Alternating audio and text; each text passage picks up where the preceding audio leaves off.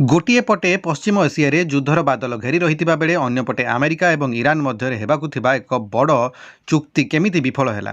पाकिस्तान इस्लामाबाद में चली 21 घंटार माराथन आलोचना शेष मुहूर्त में कहीं अटकी गला। ईरान वैदेशिक मंत्री अब्बास आरागची एक चमकाई देला भली तथ्य रखिंट। से कहते जे इस्राएल प्रधानमंत्री बेंजामिन नेतन्याहुंकर गोटे फोन कॉल सबकिछि बिगाड़ी देइछि। चैनल टी को सब्सक्राइब करी बेल बटन को ऑन कर दियंतु एवं ता सहित एई वीडियो को गोटिए लाइक कर दियंतु। गत किछि दिन धरी इस्लामाबाद रे अमेरिका उपराष्ट्रपति जेडी वांस एवं ईरान प्रतिनिधिंकर मध्य उच्च स्तरीय आलोचना चलीथिला। लक्ष्य थिला दुई देश मध्य चलीथिबा तिक्तता को कम करिबा एवं एक स्थायी शांति चुक्ति रे पहुंचिबा। किंतु शेष में अमेरिका उपराष्ट्रपति जेडी वांस बिना कौनसी सफलतार सहित इस्लामाबाद छाड़िथिले।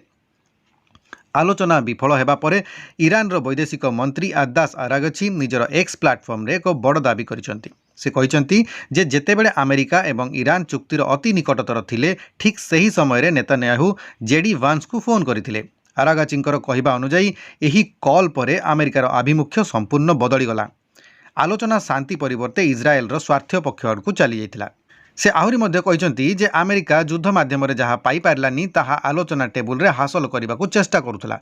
अन्यपटे अमेरिका एवं इस्राएल एही दाबी को अस्वीकार करिसेंती। राष्ट्रपति डोनाल्ड ट्रंप एही विफलता पई सीधा सड़क ईरान को दायी करिसेंती। से कहते जे ईरान निजर आणविक कार्यक्रम बंद करने को चाहूनाही। सेहीपरि नेतान्याहू कहते जे से जेडी वांसकर सह कथा होइचंती, किंतु वांस तांको कहिथिले जे ईरान ही चुक्तिर शर्त गुडी को उल्लंघन करिछि।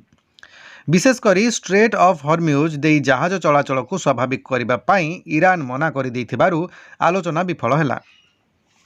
यही आलोचना विफल होगा पर विश्व बजार रे यार प्रभाव देखा मिली। अशोधित तैल दर वृद्धि पाइबा आशंका देखा देइछि। यह सहित अमेरिका एप्रिल 13 रु ईरान बंदर गुड़िक उपरे एक सामरिक अवरोध बा मेरीटाइम ब्लॉकेड जारी करने को घोषणा करिछि। एहा द्वारा ईरान रु होउतिबा तैल रप्तानी संपूर्ण भाव में बंद हो जाय पारे। वर्तमान परिस्थिति अत्यंत जटिल रही। जदि ईरान वैदेशिक मंत्री कथा सत हुए तेबे इस्राएल हस्तक्षेप जोगु आज विश्व एक बड़ संकट आड़क गति करुछि।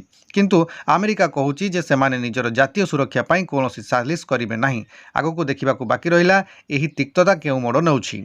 आजिर एही रिपोर्ट रे एतिकी। आगकू एही भली भाबरे अंतर्जातीय खबर पाई आम चैनल को सब्सक्राइब करंतु। धन्यवाद।